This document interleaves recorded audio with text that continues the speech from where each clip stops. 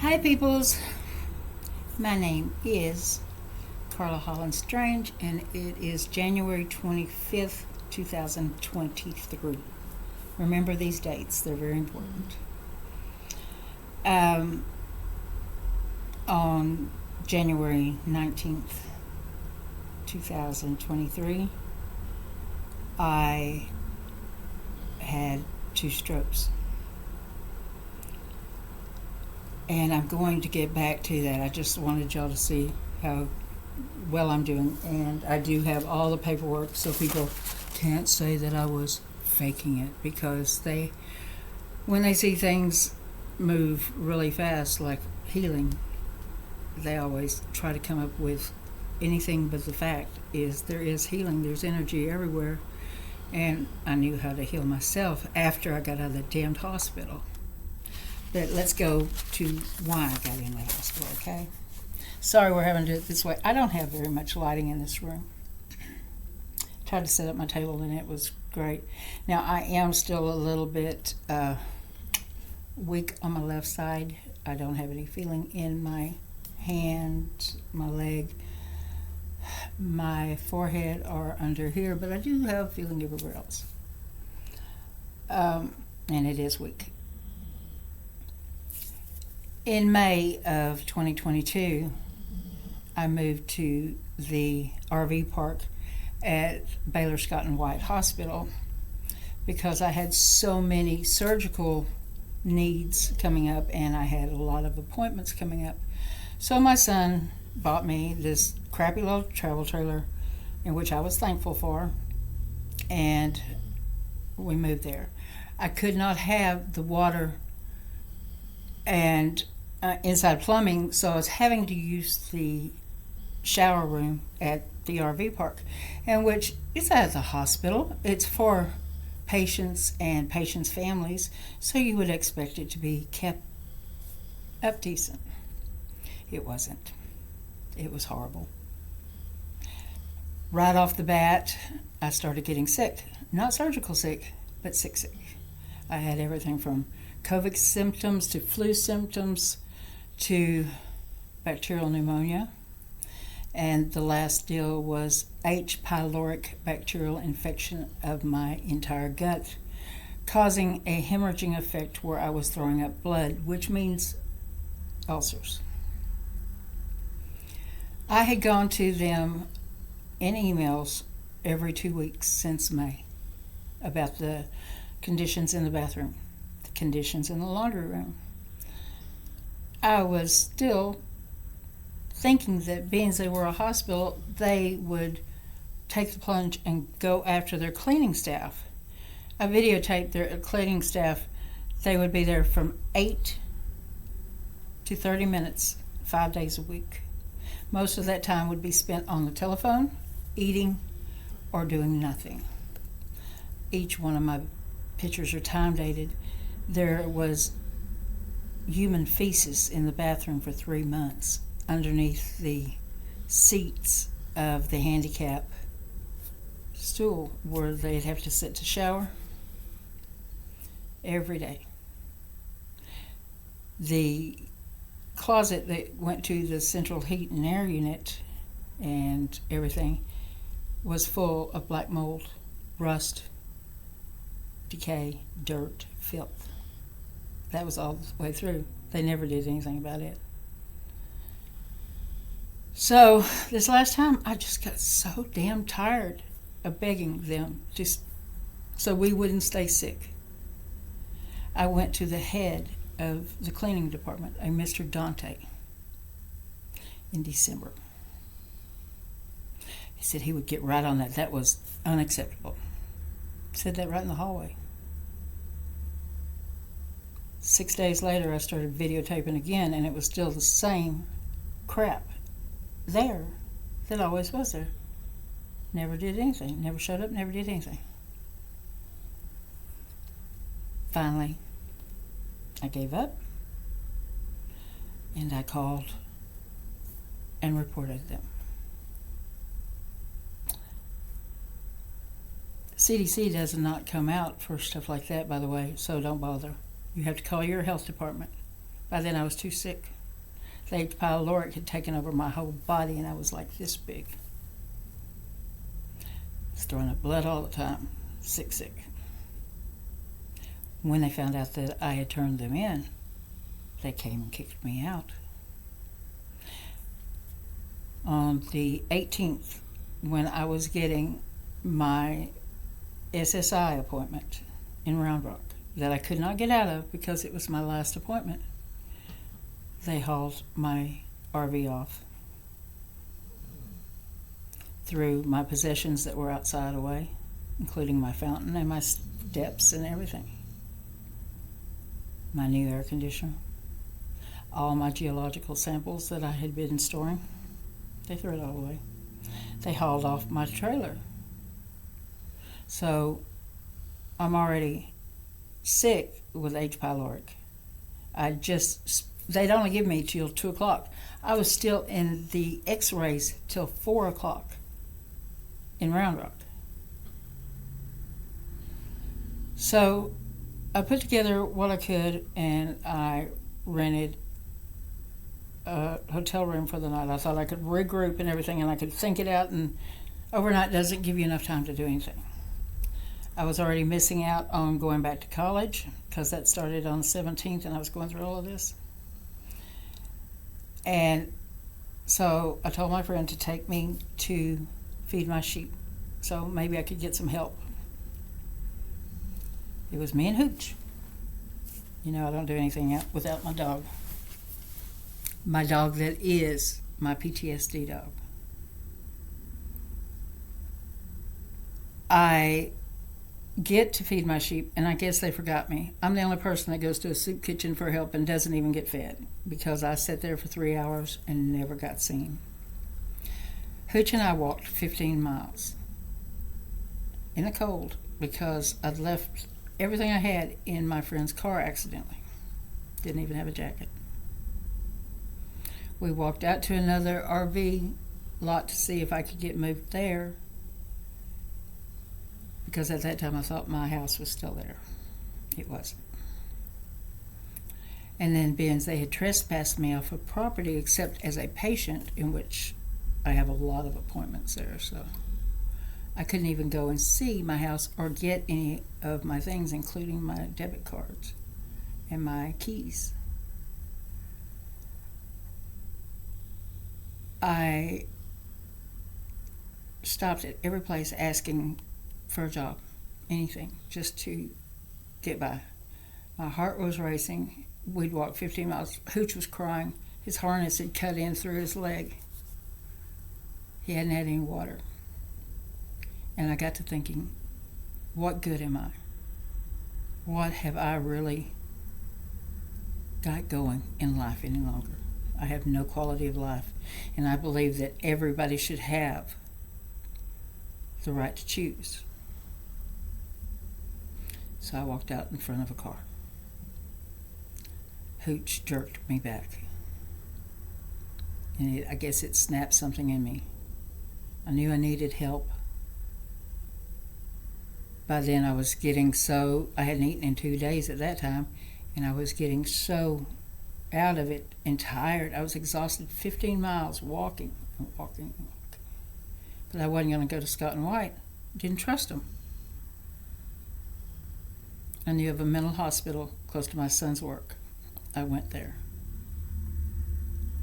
Canyon Creek, you're awesome, by the way. They took me and my dog in for the night. But they did a ECG or something, and I had arrhythmic problems. I had started stumbling at that time, and I was vomiting forcefully. And they told me that in order for me to be there, I had to be cleared by a neurologist. I'd had a stroke. I guess by the end of it I had two. Baylor, Scott and White promised them on the phone that my dog would be safe and I could bring him. The dog rode with me in the ambulance.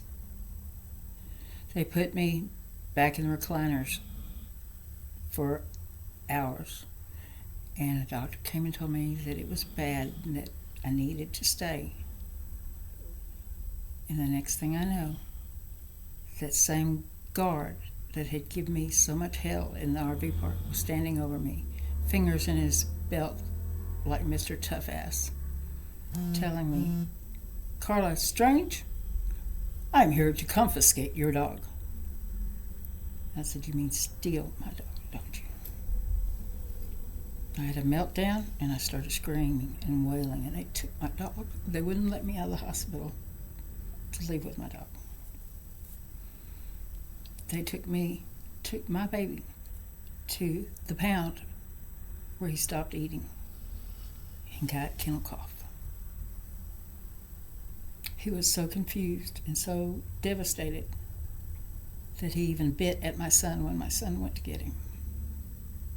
Monday, he spent from Friday to Monday in prison when they had promised. Now here's another thing that I couldn't understand. What is HIPAA good for if the security guards know my medical files? I don't think they're supposed to know my medical files, are they? He knew when my scheduled appointments were and what doctors I was to see and everything. They bedbound me and run every test in the world on me. And they kept me bedbound. I wasn't tied to the bed, but I was on a bed alarm with a 24-hour keeper until 30 minutes before I was released. Not the keeper, but the bed alarms. They let me walk for the first time 30 minutes before they released me out to the world with no place to go. Oh, I could go to a physical rehab, but I still couldn't go because they didn't make any efforts for me. They put as much tension and stress on me as they could. Now, I walked into that place not taking any medications but 3 antibiotics. I left with 10 prescriptions.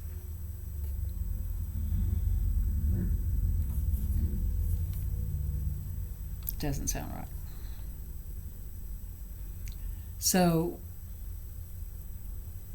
for that probably about $50,000 hospital stay, they tell everybody they evicted me. They didn't care that I was behind on the rent before that because they knew they were getting one lump sum out of my disability. They cared that I did the whistleblower on them, and I admitted it. I can't do anything anonymous. I'm terrible at it because I want them to know I stand up for myself. Even if I cut off my nose, just bite my face. So the girl that was sitting by me in the ER stayed in constant contact with me. I got to her mother's heart with all my crying and all my pain, and they rented me a room for the week. I love you long time, Nancy, and Nancy's mom, and Jessica. I love y'all all. Y'all are the bomb.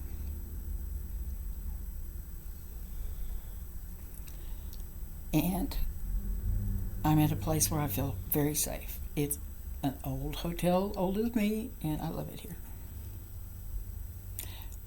But, like I said, they overprotected, they destroyed, they took everything away. My RV is somewhere out in La La Land because I can't get it because when my son and I bought the thing from auction, we didn't get all the paperwork. I can't get to my stuff. I don't even know where it is. I have no idea. I had no food till today. I went from Monday till today because, well, I had a DoorDash that a friend of mine got me, and I appreciate that too. I do have some wonderful friends, some horrible friends, but some wonderful friends. So, this is an update on me, and also a blatant plea to find an attorney that is not afraid of Baylor Scott and White. I have stacks and stacks and stacks of proof. I have over 150 pictures and videos. I have hospital records. I have it where in, I think it was the end of March or April, where they gave me morphine knowing that I was allergic, and then they deleted it out of my records, which is illegal to do. So you've broken HIPAA. You've broken the whistleblower. You've tampered with my physical medical records. And you screwed me over on my Social Security forever because y'all forgot to send them my files. But I do have emails where it was admitted that it happened. I do have all of the emails that I wrote to Cassandra constantly, explaining to her everything at all times, even offering to clean that place. I have all my doctor records where my insides are so fucked up. So, please, if for some reason anyone is a brave attorney, I've got other people that have gone through similar things with Scott and White, and they need help too. So, peace out, many blessings, and I'm doing better. But I think that just so there isn't anybody at all, Scott and White, you owe me for an RV because the ants in your trailer park ate from the bottom, the whole bottom floor of my trailer. You owe me $460 for this hotel. You owe me for that whole hospital stay where you eat up all my insurance. You owe me for the hospital stay at the Creek one. Scott and White, you owe me. You owe me for a year of being sick that I should never have been sick. And if you've seen anything about me, you know that even if I don't win, I never give up. Your name will be constantly brought up to whatever I do, just like Marlin, Texas. Here's my appointment at the exact same time where y'all are taking my trailer.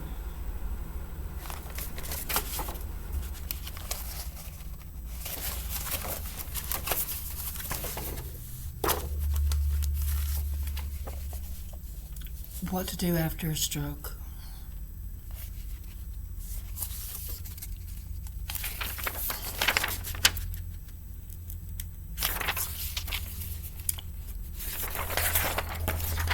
All my future doctor appointments.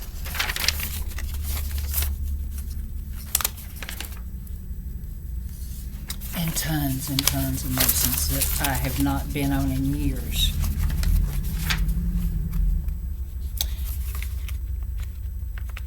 You've caused me more damage than any possible place could. And I'm not going to stop. Because, see, I may not win, like I said. But the truth is almost that. Look at all those medications. Lots of medications. And by the way, I'm healing myself, and I haven't taken a damn pill since I left there. My heart and stress levels causing so much. Do I need to get closer? Just email. I'll give you a copy. My prescription for a service dog, in which I was not to be denied because it was a PTSD service dog causing me more stress.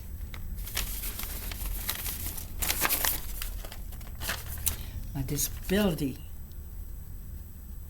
Y'all just screwed me. Not to mention, I haven't even brought up that fire. Did you know that they blamed us for the cord catching on fire outside when I found out 5 other people had gone through the same things, all getting blamed for the same shit, when they didn't even wipe the smut off. There was a fire in the closet in the men's bathroom too. You can see where the burn had gone up.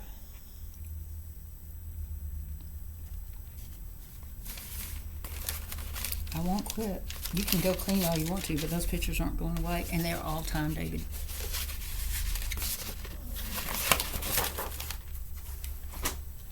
Feel free to make me an offer, because I'm going to put this on LinkedIn too, and LinkedIn is not the place for you to be.